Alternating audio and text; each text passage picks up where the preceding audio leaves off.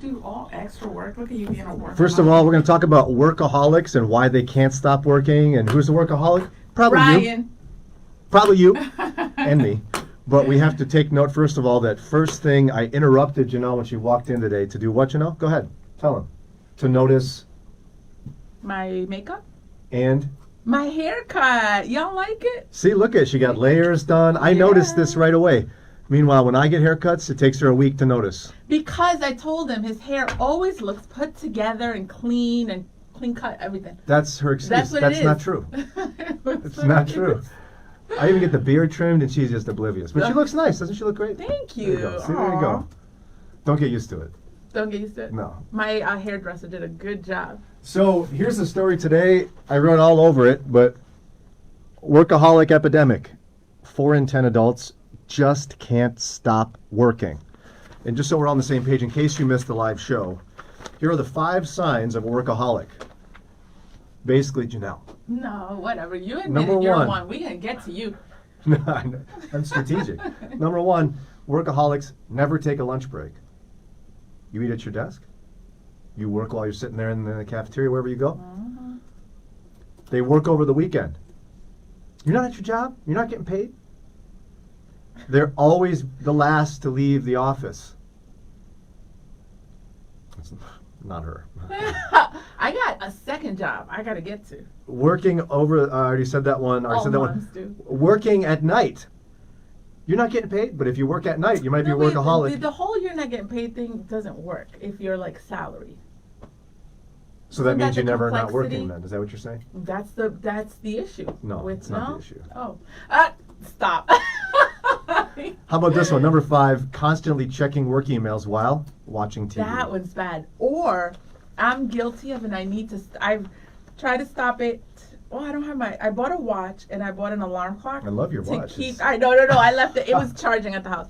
To keep my phone in the kitchen at night for many reasons, but one of it in this context is I would check my work email, as soon as I woke up. Isn't that weird? I actually don't have a problem with that one. No, I do. When you wake up, it's like, I'm about to go to work. I want to know what I'm getting into. Yeah, but that don't you think we need to, for mental health?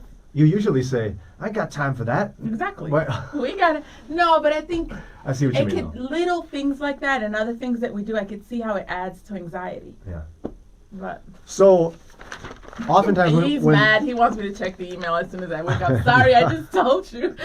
No, but in all seriousness, I think what happens a lot of times is with discussions, particularly among Christians, is we love to just take a verse, throw it at you, like, the Bible says to work with all your might, and it also says to remember the Sabbath and keep it holy. So get that work-life balance, okay?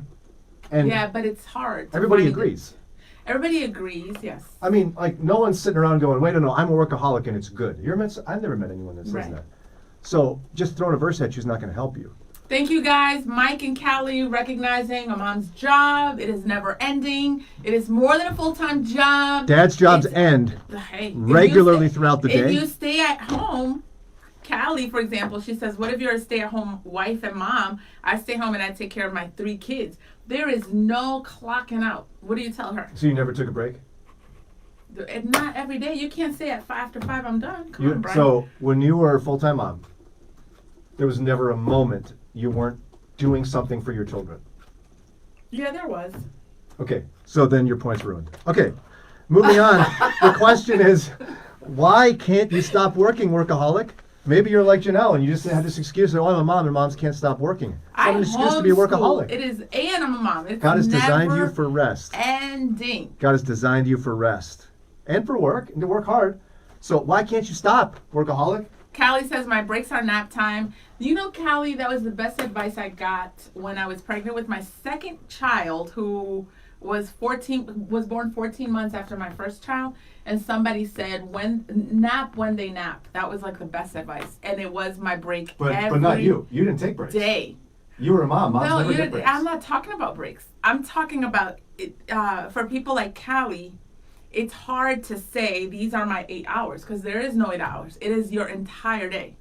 While you're sleeping, like, oh my goodness, Callie, Raina comes in like Here at we go. 11 in the morning crying about something, and I wanted to be like, hello, it is not my time to work, I'm sleeping.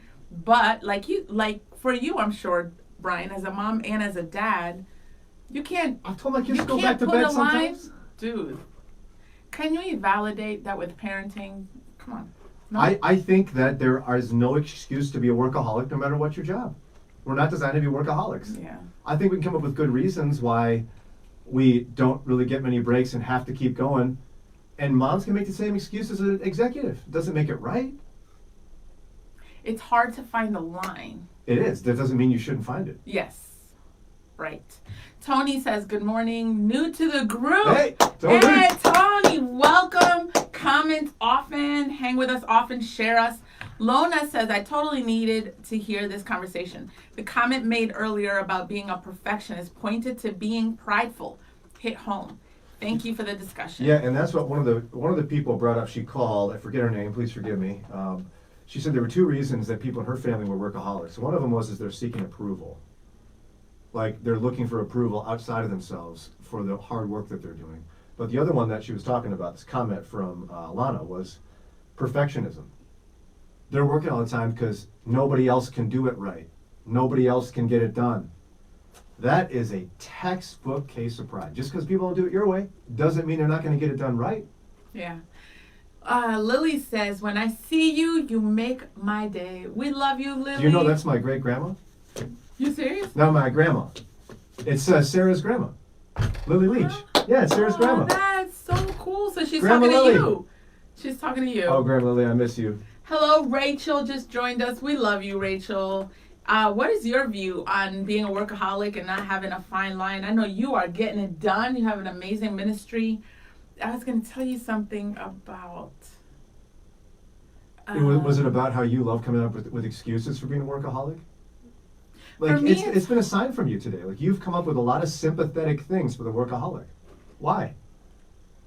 Are you feeling guilty? No, I am surrounded by workaholics, so I lean more toward knowing when to stop and leaving it undone.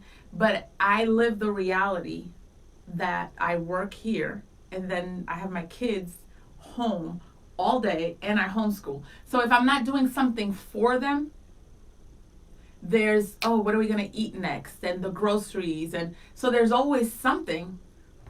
And I have to force, I'm doing, like right now for the next hour, I'm not going to do anything.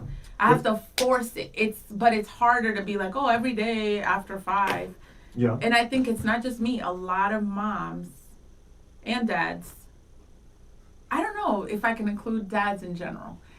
Maybe dads are just better at the work life or at the balance thing. But maybe not. I don't even know if you can go down that road. And it's not moms. Maybe it's work at home. Look, I don't know what to call it, but I've experienced the dynamic and it's just hard if your to find. job is this, and you were only thinking about this all the time at home and not taking care of your kids, you'd be a workaholic. Yes. But shifting gears and focusing on your children is not the sign of a workaholic, it's the sign of a parent. But what I'm not comfortable with is when you were indicating moms. So let's say your full-time job is being a mom. Full-time moms cannot let that consume their entire life. It's not healthy. That's a workaholic. Right? Yeah. Roseanne says, happy Monday. A couple of your callers made great points that give me insight into my own struggle with working too much. Avoidance of personal struggles, grief. Oh, that was a deep call. I love the statement, you're only a heartbeat away from meeting God. Sobering indeed. Thanks for this great topic. Oh, thanks, Roseanne. Yeah. But I was going to ask, you were going to say something. No, go ahead. When that caller came in, I wanted to ask, usually, and correct me if I'm wrong, when you're in that situation, what you could be, recently I saw an article where it's not just grief, sometimes it could be depression. Like it was saying not all depression looks like crying, you're in bed with all the lights off. Sometimes it's working extra. How do you agree that when you're in that situation, it's hard to identify it? It's hard to say, I am doing this because. Yes and no. I think it just takes a moment of analysis and self-reflection to figure out that you're working too much. and then to figure out why. Okay, so for those listening, you would just say, just kind of ask yourself. Yeah, if you just take a minute and you go, okay, I've been accused of being a workaholic, or I am meeting 4 of the 5 symptoms of being a workaholic. What's going on here? First of all, you're acknowledging that it's bad to be a workaholic, because it is. Then there's got to be a reason for it. Maybe it's that your wife's driving you nuts, or your husband's driving you nuts. And you've got to work on this. You've got to work on your marriage. Yeah. Or maybe you are depressed, or you're dealing with grief. Get counseling, because working harder is not going to help you deal with your grief. It's just going to delay when you're going to deal with your grief. Rachel says, I think it's hard to have balance with working and life, and easy to fall into that pattern of working. I think working from home complicates it even more. Yeah, I bet it does. I find that I have to set a schedule and stick to it. Yep. And she loves us, but you really mean me, Rachel. I love you too, Rachel. No, I'm her favorite. Obvious. Mike says these days moms should let the children play on their own more. Yes. Are you just going to go right past that? No, I agree. I mean, yeah. Perhaps it's mom guilt that drives a woman to say, I'm a full-time mom and I just never get a break. I can never stop. My mother was great, and she could talk on the phone for an hour with her friends or play a game and let us play. Yeah. Don't need you to stare at them. Yeah. Hold their hand, do whatever. Mike's making a good point. Yeah. Callie says, I allow my children who are 9-year-old and 4-year-old to keep themselves entertained with something so I could nap. I hate to admit it was with some form of technology. You don't got to feel guilty about that. Hey, whatever it takes. I know I had, especially when they were toddlers, whatever it takes to get that nap in.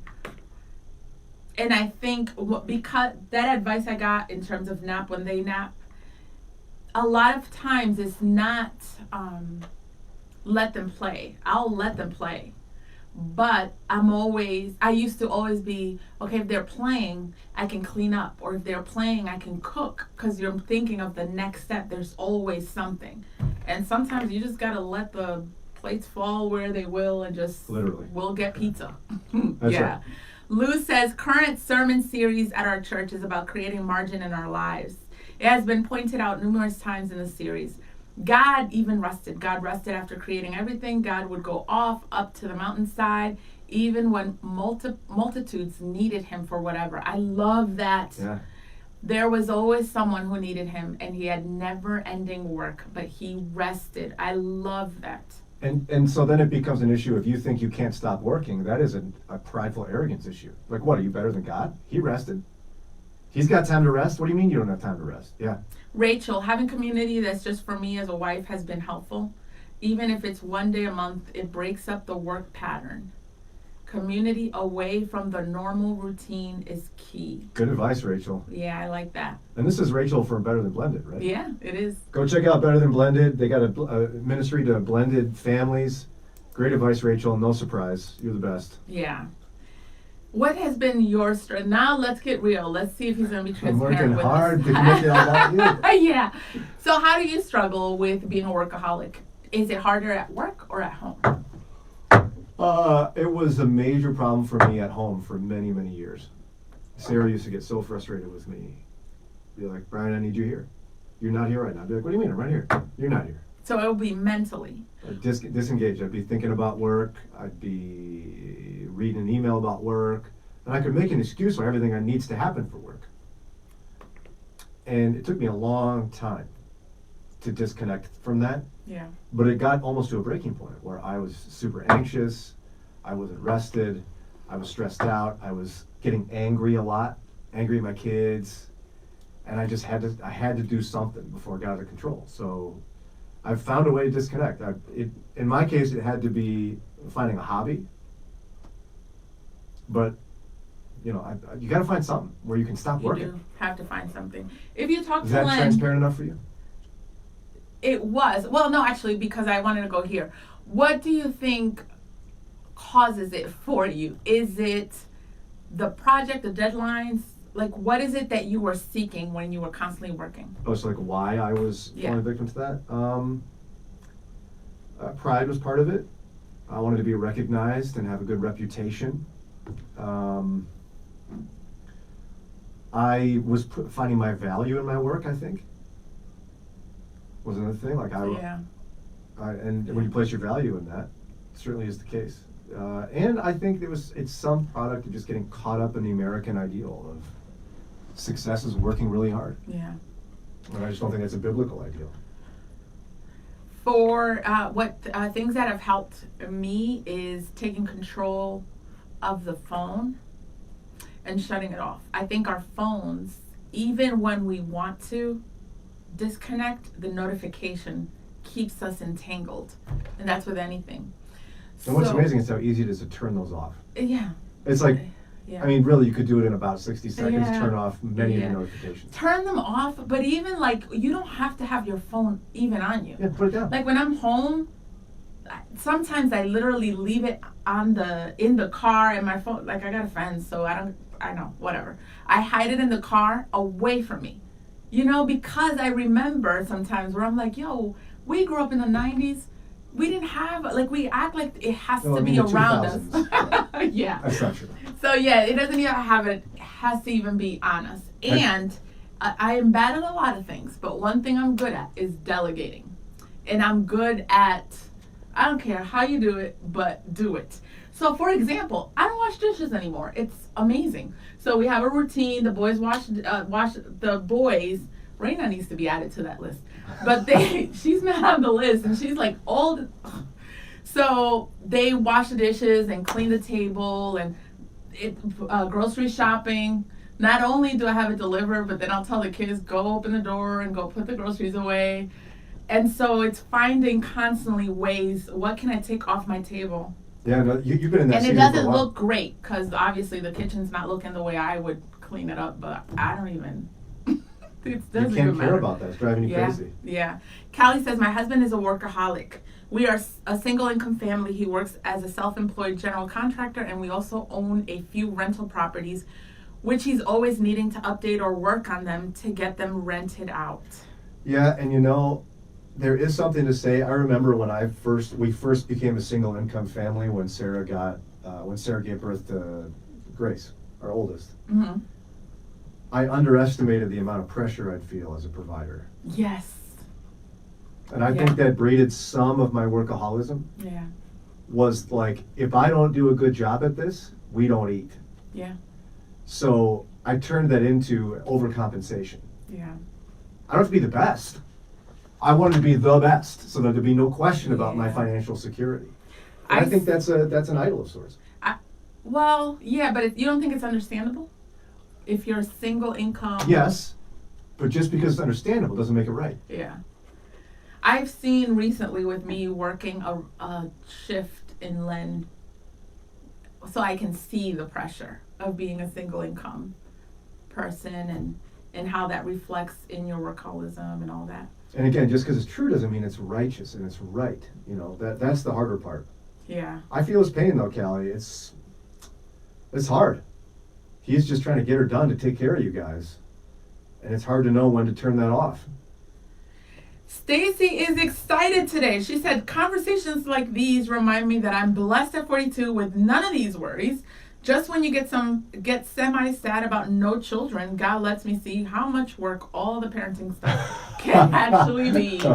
Wow. I feel you because even though my house is full and loud and all that, we don't have infants and toddlers anymore. And Brian, when people are like, oh, don't you miss those years? I'm like, did y'all forget? I'm like, I don't miss that at all.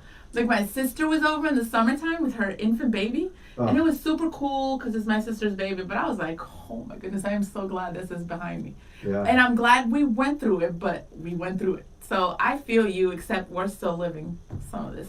So we're not with Stacy all the way. I bet those times, there's the times, Stacy, where you feel stressed out. And I remember Sarah and I will regularly look at each other and go, what were we doing?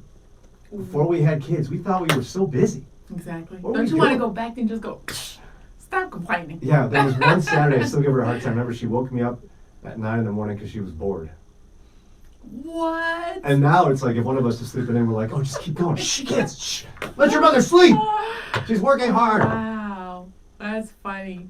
Hello, Tony, Danella, and Wendy, Karen, Lana, Ron. What do you guys do to deal? Why can't you stop working so much? We've shared some of our Stories. stories. Why can't Len stop? Or do you want to? Wow, I'm gonna tell him. Brian asked. So I am married to a workaholic. He wouldn't call it that, Great although he's amazing. He's a hard worker. That's really what it is. And his thing is a couple things. One of the callers said a lot of it has to do with how you were raised. And when you go, like, try going to like the Nevilles for Thanksgiving, and they are in the kitchen. So as soon as their last spoon is in their mouth, they are all in the kitchen washing dishes, putting dishes away, like working. And then one year, we all, like my family, his family, had Thanksgiving together. My family was chilling in the living room talking about, oh, we'll get that later, talking. And they were working. But then it opened Len's mind to like, why does it have to be done now? Like, we're missing out on relationships. So there's the how you were raised, and then his other thing is, which I appreciate, it's just his thing is, it's difficult for me to see a job half done, not well done. He's very mindful about excellence, and so it makes it where he's like, or like he cannot sit and see that the living room's a mess, or that there's clothes upstairs that he has to fold. And I'm like, dude, we'll get to it later. I'm chilling because I'm from the Caribbean. So I'm like, oh, we'll get to, you should have seen us before we had kids. I was chilling. You know what? Sarah's the same way. She'll walk in the door, and it wouldn't have mattered how much time I spent picking up the house for her to come home. First thing she did, you'd watch her walk in the front door and look around for something to move around and pick up. Oh my and I'd be God. like, honey, just come on in. Just sit up. But she can't. She's told me she can't rest unless things are put away and cared for. And how was it? Let me ask you. He's like that. How was it before you had kids? Did it still manifest itself? Yeah, because I mean, I didn't make that much of a mess. I made a mess, but not that much of a mess. But it didn't show up more until we had a bunch of people making a mess all the time. You know how it is with kids. You just, I don't care if you have one or you have six. Yeah. And that's what I've told him. I'm like, babe, we got 6 kids. It is never ending. So like when he comes at night and wants to have everybody clean up, because that's the other philosophy he has. I don't know if Sarah's like this. When Len says it's time to clean up, everybody's gonna clean up. Everybody. So he has everybody cleaning up, and I'm like, do you realize like we gotta do this 2-3 times every day? It's never ending. So I was gonna ask you something, but I forgot. Mike says you and Len are teaching good work ethic to the kids. I don't know about that. Nevilles know how to work. Yeah. And there is like a strong work ethic is so hard to find in this day and age. There is some tremendous value to it. So what's the line? Because we want good work ethic, but when do we call it like, okay, y'all got issues? Because Len would say, well, Janelle, you just lazy. But see, I had a mentor tell me this quote once, and forgive me, I don't know who said it, but an unguarded strength is a double weakness. An unguarded strength is a double weakness. That's deep. And again, I don't know who said it. Wasn't me. As long as you're saying it wasn't you, we'll take it. And that's what I would say, is that having a strong work ethic is a positive attribute. Yeah, it is. But an unguarded work ethic is a huge weakness and a detriment to you. That's how I'd answer that. Rachel says that Willie says the same thing as me. Len and Willie have a lot in common. Girl, we need a support group. They need to talk to each other. And then poor Len, you're not like this because you got this show. Men don't hang with other guys as much. So he thinks we're like the worst. Like no other house looks like this, and no other kids take out milk and not put it back. I don't know if Willie's like this, Rachel. But this, oh my goodness, he is like stressed. And I would have days, no joke, where I would sit there. I'd spend an hour before Sarah got home, and I'd just look around and go, what could I put away so that there's nothing she could possibly find to put away? But it's just how she's wired. Yeah, the kids say that. I literally, Rachel, Brian, this is what I do. So it's around 4, and I'll tell the kids, okay, it's time to clean up. Look for things that your dad will say, put away. That's our, and one day, my oldest son was like, Ma, do you realize no matter what we do, he's going to find something? And when he said it, I was like, wow, that's rough. That's hard. But like you said, it's how he's wired. To me, I appreciate it because it's a good balance for me. Yeah, because without Len, your place, you'd be a hoarder or something. There'd be a nasty in there. I clean. We'd be shoving all the cat poop and insects out of your house. I clean, but I know when to say, okay, we'll get it later. I clean. So you're saying your way's better? No. I said I need him to balance me, so I appreciate it. There you go. It's just that every once in a while, he does need to tell me, no, let's get up and let's get this. So we need each other, but goodness gracious, he needs to go to DR. You know what we do in DR? 12 to 2 every day. You get to go home and eat. But see, how and many take people... naps. Most people over there got housekeepers, not lying. So by the time you get home at 12:15, your food is on the table. Oh, see, that's what I'm saying. I know how to be like, peace out, y'all. See you at 2. But don't you think one of the problems for workaholics is they don't know how to rest? So like they get free time, yeah, they don't know what to do. They don't know. Len doesn't. Does Len sit down and just rest? He doesn't. No. He doesn't know how. No. When Sarah and I first got married, she didn't know how to rest. I'd be like, sit down. What are you doing? Just relax. Stuff's got to get done. Stuff's got to get done. No, it doesn't. Yeah. I'm not. And again, I have a tendency towards laziness, which is equally as destructive in a different way. But it's hilarious. So that's why God, when the kids asked me yesterday, does God have a sense of humor? I'm going to go back home today. I'm going to be like, yeah, look, he put Sarah and Brian together and me and your dad. Lazy. And Willie and Rachel. And Willie and Rachel, right. There you go. That's funny. Betty says balance. There you go. That's it. Rachel's like, yeah, that's me. Betty says, when I had young children, there were times I stopped everything to play outside with them. That's what I'm talking about. There we go. No. Set her up. That's my heart right there. I will leave the dishes in the sink and go play with the kids.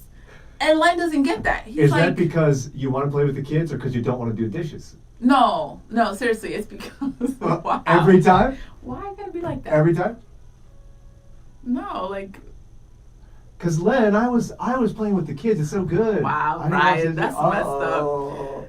Rachel says neither does Willie. They had a sermon on rest yesterday, and Willie was all into it because he doesn't know how to rest. So he's gonna work at resting, right? Yeah. He's gonna really work at that. Oh my goodness. All right, we gotta get out of here. We gotta send this conversation to Sarah, Willie, and Len. Rachel, that's your homework. You can do it.